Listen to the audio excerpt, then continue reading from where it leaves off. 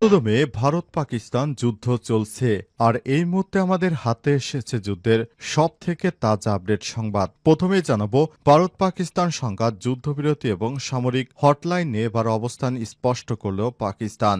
ভারত পাকিস্তান যুদ্ধে ভারতকে নাস্তানাবুদ করে ছেড়ে দিয়েছে পাকিস্তান। অবশেষে হিন্দুত্ববাদী নরেন্দ্র মোদী পাকিস্তানের হাতে পায়ে ধরে তিনি যুদ্ধবিরতি করেছেন। যুদ্ধের বিরতি সম্পর্কে এবার পাকিস্তান তার অবস্থান স্পষ্ট করেছে। এরপর জানাবো কুমিরের কান্না কাঁদবেন না বিজেপি মন্ত্রীকে ভারতীয় সুপ্রিম কোর্ট। ভারতের পেহেলগামে হামলার ঘটনায় পাকিস্তানকে দায়ী করে দেশটির অভ্যন্তরে অপারেশন সিঁদুর চালায় ভারত। আর এর বিস্তারিত জানাতে ভারতীয় সেনাবাহিনীর কর্নেল সোফিয়া কুরেশি তাকে দায়িত্ব দিয়েছিল সরকার। আর এই সোফিয়া কুরেশি এই মুসলিম সেনাবাহিনীর কর্নেলকে নিয়ে হিন্দুত্ববাদী নরেন্দ্র মোদী বিজেপির দলের এক মন্ত্রী কটূক্তি করেছিলেন। এবার তাকে ক্ষমার জন্য সুপ্রিম কোর্টে ডেকে নেওয়া হয়েছে। সেখানে তাকে ধমকানোর সুরে বলা হয়েছে, কুমিরের কান্না কাঁদবেন না, আপনার বিরুদ্ধে মামলা হবে। পুলিশকে নির্দেশনা দিয়েছে সুপ্রিম। এদিকে এবার প্রবাসীদের দুঃসংবাদ দিল যুক্তরাষ্ট্র।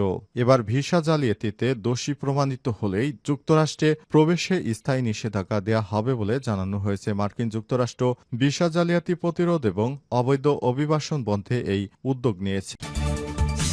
এবারে জানাবো হঠাৎ জাপান ছাড়ার হিড়িক, আতঙ্কিত পূর্ব এশিয়ার বাসিন্দারা।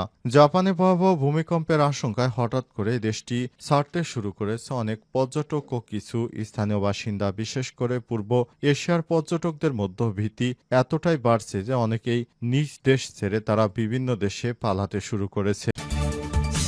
এবং সর্বশেষ জানাবো বিএনপি দুর্বল হলে বাংলাদেশ দুর্বল হবে বললেন বিএনপি নেতা সালাউদ্দিন। বিএনপি থাকলে দেশের স্বাধীনতা সার্বভৌমত্ব থাকবে বলে মন্তব্য করেছেন দলটির জাতীয় স্থায়ী কমিটির সদস্য সালাউদ্দিন আহমেদ। তিনি বলেছেন, বিএনপি যদি দুর্বল হয়ে যায় তাহলে বাংলাদেশ ভেঙে পড়বে। প্রিয় দর্শক, এতক্ষণ শুনছিলেন সংবাদ শিরোনাম, এবারে বিস্তারিত। তবে তার আগে বন্ধুরা অনুরোধ থাকবে এই সংবাদটিতে একটি লাইক দিন। এই চ্যানেলে আপনি নতুন হয়ে থাকলে আমাদের সংবাদটি দেখতে দেখতে চ্যানেলটি সাবস্ক্রাইব করে রাখুন। কমেন্ট করে বন্ধুরা আপনার মূল্যবান মতামত জানিয়ে দিন আপনি বিশ্বের কোন দেশ থেকে বা বাংলাদেশের কোন স্থান থেকে আমাদের সংবাদটি দেখছেন এবং শুনছেন। আর বন্ধুরা, ভারত পাকিস্তান যুদ্ধে আপনি কোন দেশকে সমর্থন করেন কমেন্ট করে জানিয়ে দিন। এবারে বিস্তারিত। কুমিরের কান্না কাঁদবেন না বিজেপি মন্ত্রীকে ভারতীয় সুপ্রিম কোর্ট। পেহেলগামে হামলার ঘটনায় পাকিস্তানকে দায়ী করে দেশটির অপারেশন সিঁদুর চালিয়েছে। আর এর বিস্তারিত জানাতে ভারতীয় সেনাবাহিনীর কর্নেল সোফিয়া কুরেশিকে দায়িত্ব দিয়েছিল সরকার। তবে সোফিয়া কুরেশির প্রশংসা করতে গিয়ে ভারতের মধ্যপ্রদেশের উপজাতি কল্যাণমন্ত্রী বিজয় শাহ তাকে সন্ত্রাসবাদীদের বোন বলে মন্তব্য করে। আর এতেই পুরো ভারত জুড়ে ব্যাপক সমালোচনার মুখে পড়েছেন বিজেপির এই নেতা। এই মন্তব্যের জেরে তাকে ক্ষমা চাওয়ার জন্য 19 মে তিনি হাজির হন ভারতের সুপ্রিম কোর্টে। কিন্তু সেখানে গিয়েও তিনি ক্ষমা পেলেন না, বরং সর্বোচ্চ আদালত তাকে বলেন, কুমিরের কান্না কাঁদবেন না, আপনি যে ভাষা ব্যবহার করেছেন তা জঘন্য, নোংরা এবং লজ্জার।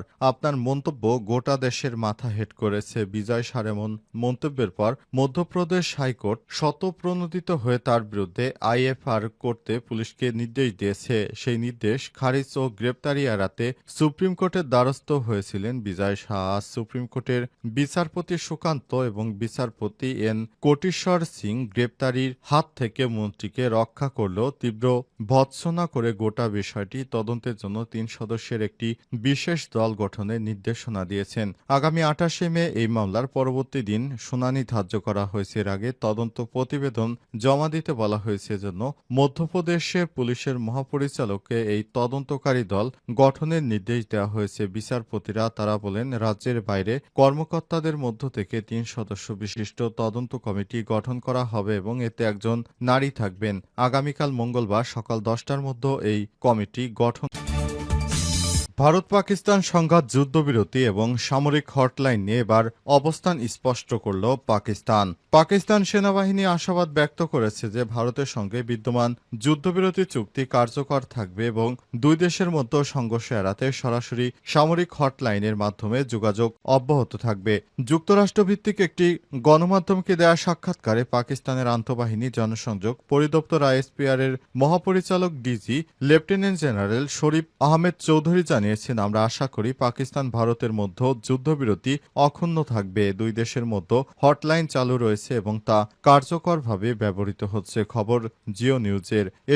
এ সময় তিনি আরও জানান, 4 দিনব্যাপী ক্ষেপণাস্ত্র এবং বিমান হামলা পাল্টা হামলার পর দুই দেশের উচ্চপদস্থ সামরিক কর্মকর্তারা এই হটলাইনের মাধ্যমে নিয়মিত যোগাযোগ বজায় রাখবেন। এই যোগাযোগ ব্যবস্থা নতুন করে উত্তেজনা সৃষ্টি রোধে গুরুত্বপূর্ণ ভূমিকা রাখবে বলে মন্তব্য করেন তিনি।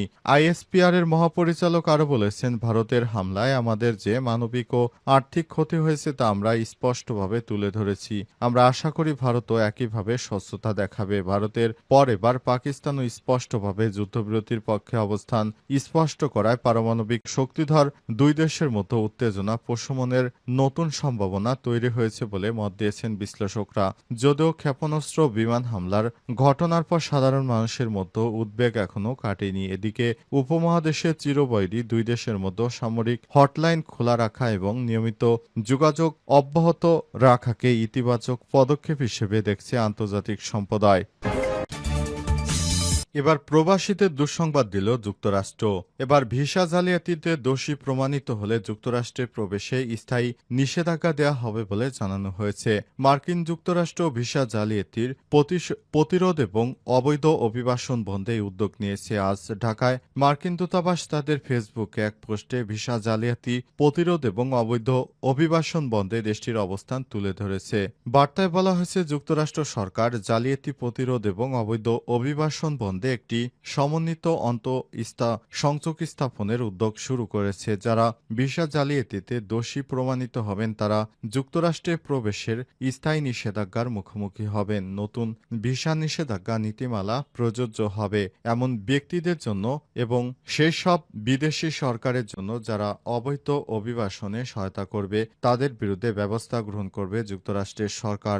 নতুন করে যেন কেউ অবৈধভাবে যুক্তরাষ্ট্রে প্রবেশ করতে না পারে সেজন্য কঠোর পদক্ষেপ নিতে শুরু করেছে মার্কিন যুক্তরাষ্ট্র। বিশেষ করে ট্রাম্প সরকার ক্ষমতা আসার পর থেকেই যুক্তরাষ্ট্রে অবৈধ অনুপ্রবেশকারীদেরকে গ্রেপ্তার করে তারপর নিজ নিজ দেশে পাঠানো হচ্ছে। ট্রাম্প জানিয়েছেন, যারা যুক্তরাষ্ট্র থেকে স্বেচ্ছায় ছেড়ে যাবে তাদেরকে 5 লক্ষ টাকা পুরস্কৃত করবেন। এরপরও অনেকে সেখানে রয়ে যাচ্ছে।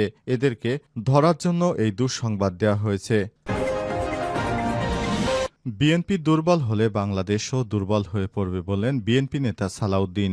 বিএনপি থাকলে দেশের স্বাধীনতা সার্বভৌমত্ব থাকবে বলে মন্তব্য করেছেন দেশটির স্থায়ী কমিটির সদস্য সালাউদ্দিন আহমেদ। তিনি বলেন, বিএনপি দুর্বল হলে বাংলাদেশও দুর্বল হয়ে পড়বে। আজ সিলেট নগরী শিল্পকলা একাডেমি অডিটোরিয়ামে সিলেট বিভাগে বিএনপির নতুন সদস্য সংগ্রহ ও নবায়ন কর্মসূচির উদ্বোধন অনুষ্ঠানে প্রধান অতিথির বক্তব্যে এসব কথা বলেছেন বিএনপি নেতা সালাউদ্দিন। সালাউদ্দিন আহমেদ আরও বলেছেন, বিএনপির জন্ম না হলে দেশে বহুদলীয় গণতন্ত্রের প্রবর্তন হতো না। বিএনপি সুসংগঠিত না থাকলে দেশে সংসদীয় গণতন্ত্র প্রতিষ্ঠা হতো না। তত্ত্বাবধায়ক সরকার পদ্ধতি চালু হতো না। তাই বিএনপি দেশের স্বাধীনতা এবং সার্বভৌমত্বর পাহারাদার। এ সময় তিনি আরও বলেছেন, মহান স্বাধীনতার ঘোষক শহীদ রাষ্ট্রপতি জিয়াউর রহমানের 1989 সালে দ্বিতীয় জাতীয় সংসদে দেশের একনায়কতান্ত্রিক সংবিধান বাকশালকে বিলুপ্ত করে বহুদলীয় গণতান্ত্রিক সংবিধান প্রতিষ্ঠা করেছিলেন তিনি। সংবিধানে বিসমিল্লাহির রহমানির রহিম সংযুক্ত করে মহান আল্লাহ তাআলার উপর অবিচল আস্থা ও বিশ্বাস প্রতিষ্ঠা করেছিলেন। বিএনপির এই নেতা আরও বলেন, তিনি জিয়াউর রহমান দেশের সকল ধর্মের মানুষের সমান অধিকার নিশ্চিত করেছেন।